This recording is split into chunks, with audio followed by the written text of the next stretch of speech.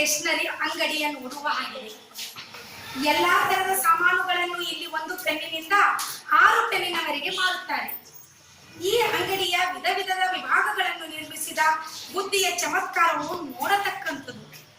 ಪ್ರಾಚೀನ ಮಹಾಕಾವ್ಯದಂತೆ ಇದೊಂದು ಮಹಾಕೋಶವಾಗಿದೆ. ಬುದು, ಕಾಲ್ಚೀಲ, ಚೆಂಡ, ಸಾಬೂನು, ಔಷಧ, ಪುಸ್ತಕ, ಅಡುಗೆಯ ಪಾತ್ರೆ, ಎಲೆಕ್ಟ್ರಿಕ್ ದೀಪದ ಸಾಮಾನು, ಫೋಟೋ, ಅಡವಿಯ ಹೂ, ಯುದ್ಧ ಸಾಮಗ್ರಿ ಎಲ್ಲವೂ ಇಲ್ಲಿ ದೊರೆಯುತ್ತವೆ. ಅದಕ್ಕೆ ಇಲ್ಲಿ ಏನು ಹೇಳ್ತಾರಂದ್ರ, ಇವರು ತಿರುಗಾಡ್ಕೋತ ಓಡ್ಸ್ಫರ್ಟ್ ಅನ್ನುವಂತ ಒಂದು ಅಂಗಡಿಗೆ ಹೋಗ್ತಾರ. ಆ ಅಂಗಡಿದಾಗ ಎಲ್ಲಾ ತರದ ಸಾಮಾನು ಸಿಕ್ತಿವಂತ. ಸಾಮಾನು ಸಿಕ್ತು ಅಂದ್ರ 1 ಪೆನ್ನಿನಿಂದ ಹಿಡ್ಕೊಂಡು ಜೊತೆಗೆ 6 ಪೆನ್ನಿನವರೆಗೆ ವಸ್ತುಗಳನ್ನ ಮಾರ್ತಾ ಇದ್ರು.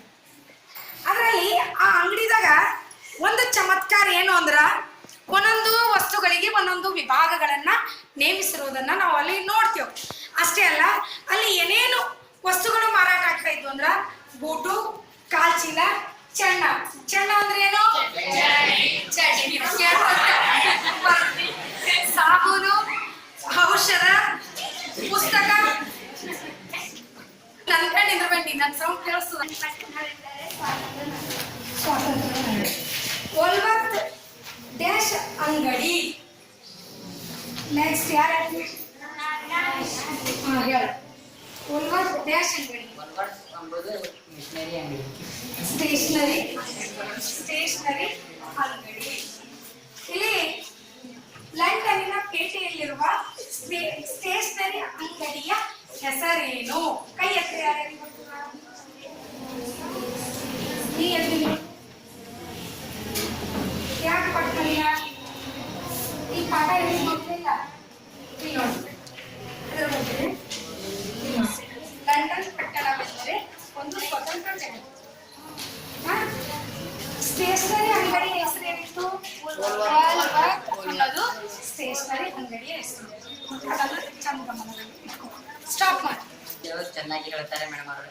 ನಮ್ಮ ಮೇಡಮ್ ಅವರು ವ್ಯಾಕರಣಾಂಶವಾಗಲಿ, ಯಾವುದೇ ಕಥೆಯಾಗಲಿ, ಪದ್ಯಗಳಾಗಲಿ ಸ್ವರೂಪದಿಂದ, ಮೊಬೈಲ್ನಿಂದ ಮತ್ತು ತಂತ್ರಜ್ಞಾನದಿಂದ ಹೇಳುತ್ತಾರೆ. ನಮ್ಮ ಕನ್ನಡ ವಿಷಯವು ಬಹಳಷ್ಟು ಸುಲಭವಾಗಿದೆ. ಕನ್ನಡ ವಿಷಯದಿಂದ ನಾವು ಚಟುವಟಿಕೆ ಮಾಡಿಸೋದಾಗಲಿ ನಮ್ಮನ್ನು ಚಾಟ್ ಮೂಲಕ ತಿಳಿಸುತ್ತಾರೆ. ನಮ್ಮ ಕನ್ನಡ ವಿಷಯವು ಎಷ್ಟು ಸುಲಭ ಎಂದರೆ ಎಷ್ಟು ಸುಲಭ ಆಗಿದೆ. ನಮ್ಮ ಕನ್ನಡ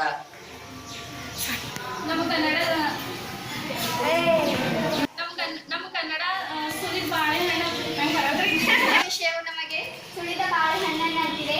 ಕನ್ನಡ ವಿಷಯದಲ್ಲಿ ನಾವು 125ಕ್ಕೆ 125 ಅಂಕಗಳನ್ನು ಗಳಿಸುತ್ತೇವೆ ಎಂಬುದನ್ನು ನಮ್ಮ ಮೇಲೆ ಎಲ್ಲರ